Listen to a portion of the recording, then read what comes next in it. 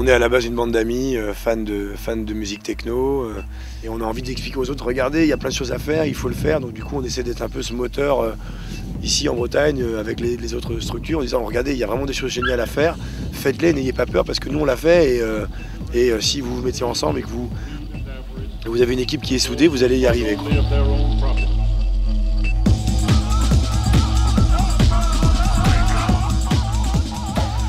Je suis donc président de l'association Epsilon, donc c'est un collectif techno qui organise des rave parties, des free parties. Donc c'est un homme qui habite ici.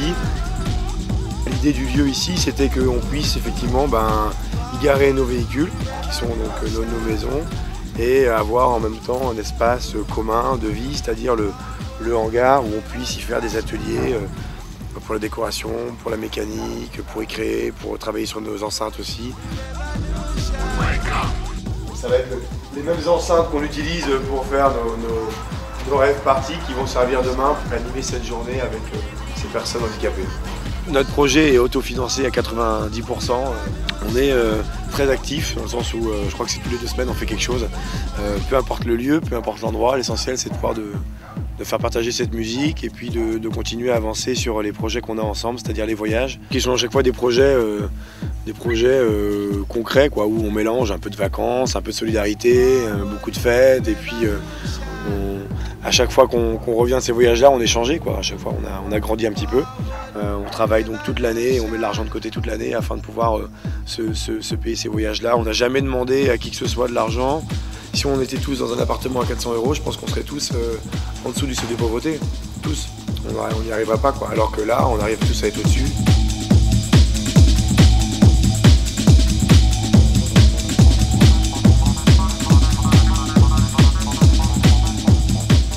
Je suis également coordinateur régional d'une association qui s'appelle Techno Autonomie, donc qui a pour but d'accompagner les structures techno en Bretagne à organiser leurs fêtes et à aussi effectuer un travail de médiation avec les pouvoirs publics.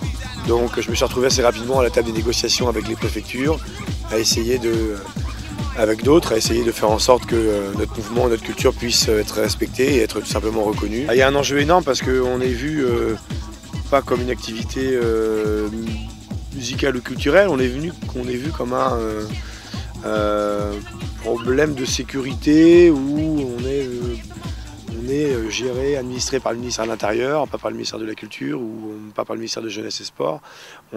C'est parce qu'on est vu comme un problème de sécurité. Il y a une rave party, c'est d'abord la sécurité. Les gens pensent qu'effectivement le teufeur, il est en général sans travail, RMiste, il a sûrement merdé quelque part dans sa vie, quoi.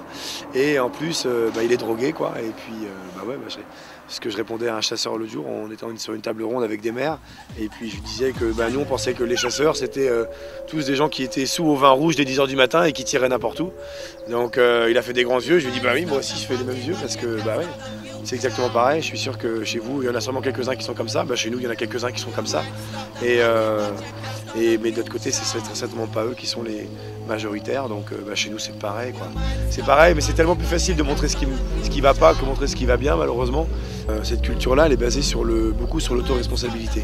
C'est-à-dire qu'on va dans un lieu, on va y être responsable pendant 24 heures, 48 heures, de A à Z. Les personnes qui vont venir vont être libres, elles ne vont pas payer d'entrée, il n'y a pas de discrimination par l'argent, il n'y a pas de discrimination par la nationalité ou par les vêtements. Tout le monde va venir librement. Et après, chacun va devoir effectivement trouver sa zone de liberté là-dedans, c'est-à-dire jusqu'à quel point je vais pouvoir, où est-ce que je vais pouvoir me garer, comment est-ce que je vais pouvoir aider pour que la fête soit plus sympa, est-ce que je vais ramasser mes déchets, est-ce que je vais faire attention à ce que l'autre n'ait pas trop bu à côté de moi ou n'ait pas trop fumé. Moi, c'est vraiment ça qui m'intéresse dans ce milieu-là, c'est que au lieu d'être assisté complètement en fait de la société, du cercle familial, des autorités. Là, on est dans un espace où les gens doivent trouver eux-mêmes leurs limites.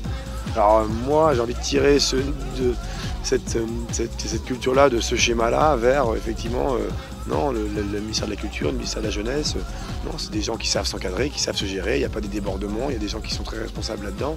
Et le but, c'est surtout d'essayer de leur donner les moyens, comme d'autres associations, comme d'autres musiques ont d'autres moyens. Les festivals, ils sont tous subventionnés d'une manière ou d'une autre. Alors ici c'est même pas ça, les jeunes ne demandent même pas forcément de subventions, mais demandent juste à être laissés tranquilles et pouvoir s'organiser et que les gens aient confiance.